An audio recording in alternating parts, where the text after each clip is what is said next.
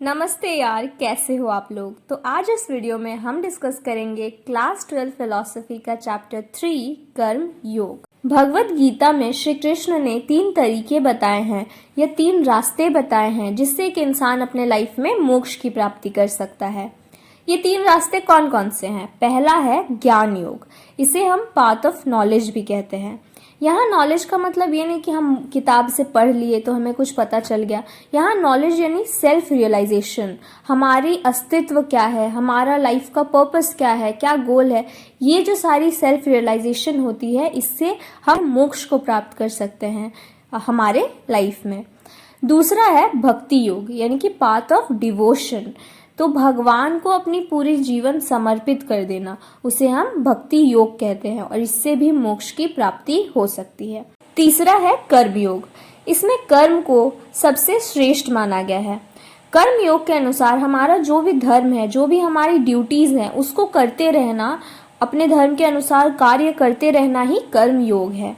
सो इस चैप्टर में भी हम कर्म योग को ही पढ़ेंगे। श्री कृष्ण ने भगवत गीता में कर्म योग को ही सबसे श्रेष्ठ माना है, सबसे सुपीरियर वे माना है मोक्ष की प्राप्ति के लिए। बाल गंगाधर तिलक ने कहा है भगवत गीता जो है वो कर्म शास्त्र है। इससे पता चलता है कि बाल गंगाधर तिलक भी कर्म योग को सुपीरियर मानते थे। बाल गंगाधर तिलक या लोकमान्य तिलक ने एक और चीज कही है, उन्होंने कहा है कि भगवत गीता जो है उसका मेन प्रीचिंग यानी सबसे मेन संदेशा टीचिंग जो है वो क्या है, कर्म योग है। वो हमें भगवत गीता हमें कर्म योग सिखाता है। और महात्मा गांधी ने भगवत गीता को माँ कहा है, मदर कहा है।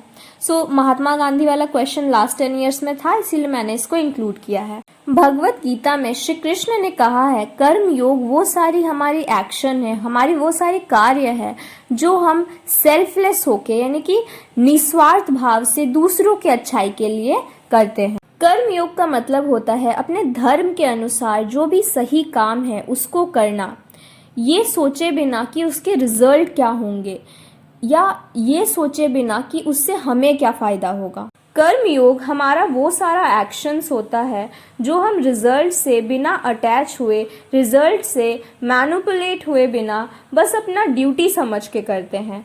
हमसे जितना हो सके हम अपने काम को उतने अच्छे से करें बिना ये सोचे कि उसका आउटकम क्या होगा, हमें सक्सेस मिलेगी या फेलियर। फॉर एग्जाम्पल, मेरे से जितना हो सकेगा मैं उतने अच्छे से आपके लिए वीडियोस बनाऊंगी बिना ये सोचे कि आपको वो वीडियोस कितनी अच्छी लगेंगी, कितनी बुरी लगेगी। ठीक है, तो इन शॉर्ट कर्म योग का मतलब होता है कार्य करते जाओ, फल की चिंता मत करो। अब कर्म योग को सुपीरियर क्यों कहा गया है, कर्म योग को ज्ञान योग और भक्ति योग से भी अच्छा क्यों कहा गया है, बेस्ट क्यों कहा गया है? क्योंकि कर्म योग के थ्रू आप इस सोसाइटी में, इस समाज के पार्ट बने रहकर भी मोक्ष की प्राप्ति कर सकते हो, जबकि ज्ञान योग और भक्ति योग इन दोनों में ही आपको मोक्ष पाने के लिए कुछ हद तक सोसाइटी को, समाज को, अपने सांसारिक जीवन को त्यागना पड़ता है। पर कर्म योग में ऐसा नहीं है।